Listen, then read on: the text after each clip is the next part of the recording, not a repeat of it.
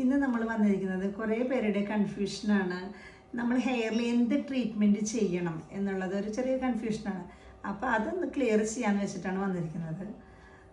ഒന്ന് പറഞ്ഞോളൂ ചേട്ടാ. നമ്മൾ വെർജിൻ ഹെയർ ഒക്കെ ആണെന്ന് വെച്ച് കഴിഞ്ഞിട്ടുണ്ടെങ്കിൽ നമുക്ക് സ്മൂത്തനിങ്ങിലേക്ക് പോവാം.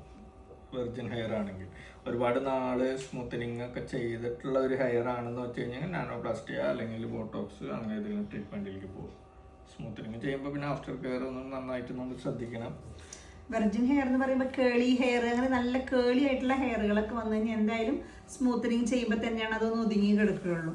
സ്മൂത്തനിങ് ഇപ്പോൾ ചെയ്യുകയാണെങ്കിൽ സ്പാ ചെയ്യുക, പിന്നെ അതിൻ്റെ ഷാമ്പു കണ്ടീഷണറൊക്കെ കറക്റ്റായിട്ട് ഉപയോഗിക്കുക.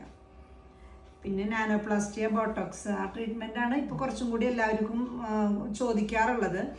അതൊക്കെ ചെയ്യുമ്പോഴും വളരെയധികം ശ്രദ്ധിക്കണം. എന്താണെന്ന് വെച്ച് കഴിഞ്ഞാൽ നമ്മുടെ ഹെയറിൻ്റെ ടെക്സ്ചർ ഒന്ന് നോക്കണം. ഹെയർ ഭയങ്കര ഡ്രൈനെസ് ആണ്, അങ്ങനെയുള്ള കാര്യങ്ങൾക്കൊക്കെ കുറച്ച് ബോട്ടോക്സ് ആണ് നല്ലത്. ഇപ്പോൾ ഡ്രൈനെസ് ആണ്, ടാങ്കിൾ ആവുക, അങ്ങനെയൊക്കെയുള്ള പ്രശ്നങ്ങൾക്ക് ബോട്ടോക്സ് ആണ് നല്ലത്. നമുക്ക് സ്ട്രൈറ്റ് ലുക്ക് കുറച്ച് നല്ല രീതിയിൽ വേണമെന്ന് വെച്ച് കഴിഞ്ഞിട്ടുണ്ടെങ്കിൽ നാനോപ്ലാസ്റ്റിയ കുഴപ്പമുണ്ടാവില്ല.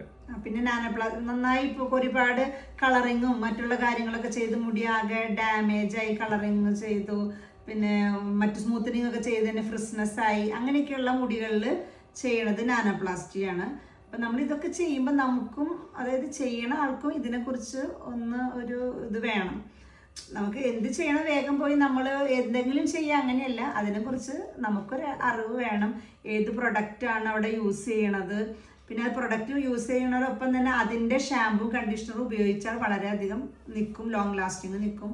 പിന്നെ ഹെയർ വാഷിങ്ങിനനുസരിച്ചാണ് ഈ നാനോപ്ലാസ്റ്റിയും ബോട്ടോക്സ് ഒക്കെ ഹെയറിൽ നിന്ന് പോവുള്ളൂ. ഒരു കോട്ടിങ് കൊടുക്കുകയാണ് ചെയ്യണത് അല്ലേ.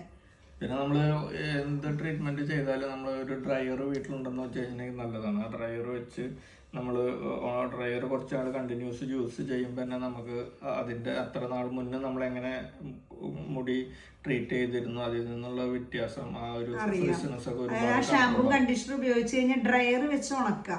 എന്നുവെച്ചാൽ ഹോട്ടായിട്ടല്ല, മീഡിയോ കൂളോ അങ്ങനെയൊക്കെ ആയിട്ട് ഡ്രയർ വെച്ച് തന്നെ ഉണക്കുമ്പോഴും നമുക്ക് നല്ലൊരു റിസൾട്ട് ആയിരിക്കും കിട്ടുക. നമ്മൾ നോർമലായിട്ട് ഉണങ്ങണ്ട, ഇങ്ങനെ വെച്ചിട്ട് ഡ്രയർ വെച്ച് ഉണക്കുന്നതും നല്ലതായിരിക്കും, അപ്പോഴും നല്ലതായിട്ട് മുടിക്കെടുക്കും. അപ്പോൾ ഇങ്ങനെ ചെറിയ ചെറിയ ടിപ്പുകളായിട്ട് ഞങ്ങൾ ഇനിയും വരുന്നതാണ്. ഞങ്ങളുടെ ചാനൽ സബ്സ്ക്രൈബ് ചെയ്യുക, ലൈക്ക് ചെയ്യുക. എന്തെങ്കിലും ഡൗട്ട് ഉണ്ടെങ്കിൽ കമൻറ്റുകൾ ഇടുക, അപ്പോൾ നമ്മൾ അതിനുള്ള റിപ്ലൈ തരുന്നതാണ്. Okay, thank you, by.